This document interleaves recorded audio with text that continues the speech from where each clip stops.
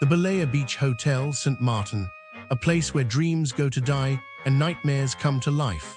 I still remember the day I walked in, full of hope and excitement, only to be slapped in the face with reality. As I stepped into my room, I was greeted by an eerie feeling of discomfort. The air was thick with moisture, and the smell of mildew lingered in every corner.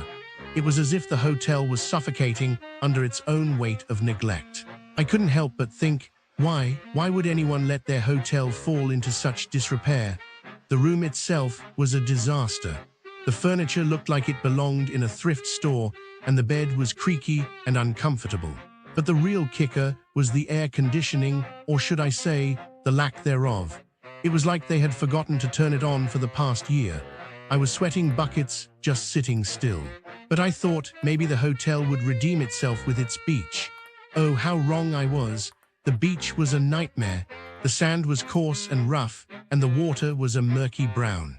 It was like they had taken all the trash from the island and dumped it into the ocean. I couldn't even bear to take a dip, let alone relax and enjoy the sun. And then there was the food. Oh, the food. It was like they had taken all the leftover scraps from the past week and slapped them together into a miserable excuse for a meal. The taste was bland and uninspired. The texture was unappetizing, and the smell. Well, let's just say it was a good thing I had a strong stomach. But the real tragedy was the staff. They seemed like they would rather be anywhere else, doing anything else. They were rude, unhelpful, and completely disinterested in our well-being. It was like they had given up on the hotel and on us, the customers. I couldn't help but wonder what had happened to this place. Had it once been a vibrant, thriving haven for travelers? Or had it always been a dump, a money-grabbing scheme to take advantage of unsuspecting tourists? As I sat in my room, feeling like a prisoner in a cell, I couldn't help but think of all the other poor souls who had fallen victim to this hotel's charms.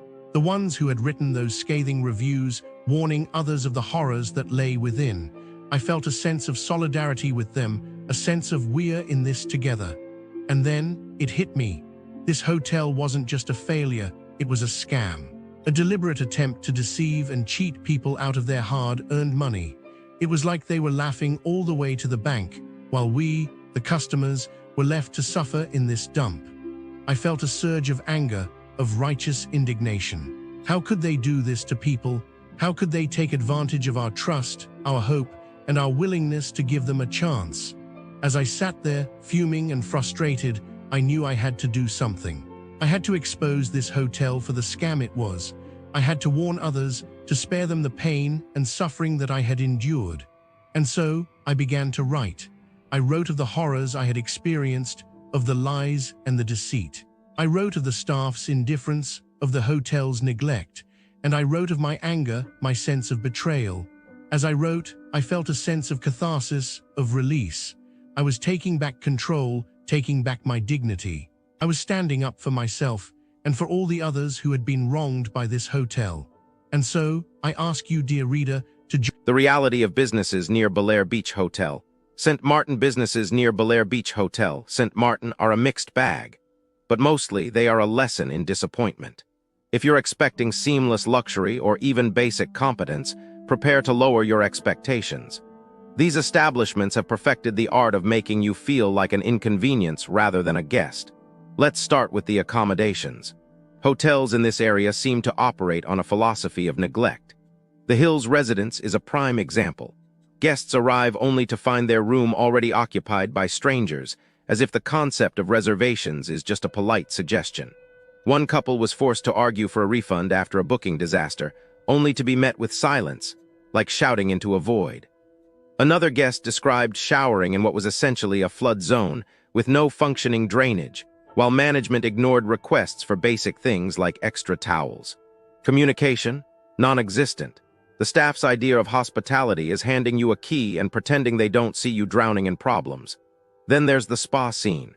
Indulgence by the sea might promise relaxation, but what you'll get is overpaying for a massage that ends 10 minutes early, topped off with receptionists who argue over 5 mask fees like it's a high-stakes negotiation. Couples massages mysteriously cost $60 more than advertised, and if you dare to question it, You're met with the kind of customer service that makes you wonder if they're training their staff in the art of subtle hostility. Now, the restaurants. Oh, the restaurants. If you enjoy dining with uninvited guests, specifically large bugs, then Bamboo House SXM is your dream spot. This place has a bug problem so severe that patrons report cockroaches sprinting across tables mid-meal, as if they, too, paid for the premium experience. The staff's response? A shrug and island life. That's a charming way to ignore a sanitation crisis. Then there's the pricing, 16 for 5 tiny ribs, 22 for sushi rolls that taste like regret, and a valet service that leaves your car tampered with. The real kicker? They rush you out after 2 hours, even if you're still chewing, because turnover is more sacred than basic human decency. For a casual bite, Gingerbread Cafe offers ocean views and, well, that's about it. The service is so slow you'll wonder if the staff is moving through molasses, and the food, soggy, reheated, and occasionally inedible. One guest described a steak sandwich so undercooked it could have mooed at them, while another waited an hour just to place an order. At this point, you're better off eating airline food. Bars in the area aren't much better. The Soggy Dollar Bar should be renamed the Creepy Old Man Bar, where drunk locals loudly harass female patrons while bartenders ignore it all. Happy hour is a gamble. Will you get the promised discount, or will your bill mysteriously inflate by 40 with no explanation? One couple was yelled at for simply asking for an itemized receipt, which says everything you need to know about transparency here. And finally, shopping. Boutique Bleu is less a boutique and more a sad closet of overpriced, outdated clothing. If you enjoy paying triple for styles that look like they were rejected by a 2005 fashion show, then by all means, stop by. So what's the takeaway? Businesses near Belair Beach Hotel treat customer service like an optional extra. Bugs, scams, hostility, and neglect are the norm. If you must stay here, pack patience, check your receipts twice, and maybe bring your own food. Because in this part of St. Maarten, perfection is a myth, and disappointment is guaranteed. Okay, so I was looking into stuff near Belair Beach Hotel in St. Maarten, just because.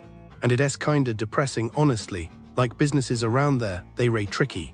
It's like you go to a store thinking it's all normal, but sometimes they aren't what they seem. First, ATMs. Apparently between December and January, ATMs near Simpson Bay that's not far from Belair Beach Hotel were getting messed with. People were putting skimmers on them. Skimmers, those things that steal your card info. So you go to get cash for like a nice dinner near the beach and poof, your account's drained. I bet a lot of people didn't even realize it until they got home and saw their statements. They probably had to spend hours on the phone with the bank, canceling cards, filing reports, such a mess. And the people who did it probably just moved on to the next island. Honestly, it's messed up. Then there's these fake invoices. Businesses in Simpson Bay, they were getting emails with invoices for things they never ordered. Businesses near Belair Beach Hotel too, probably. It's like someone sends you an official-looking bill, saying you owe them money for, I don't know, cleaning supplies or something, and if you don't pay, they threaten you. Imagine being a small shop owner, trying to make a living and then getting these threats. They probably paid some of them just to make it go away. And the scammers, they're laughing somewhere. But the worst, I think, was splash jewelry at Simpson Bay Resort. Like right in the lobby, armed robbery. Can you believe it? People just trying to buy a souvenir and suddenly someone pulls a gun. I bet everyone there was terrified.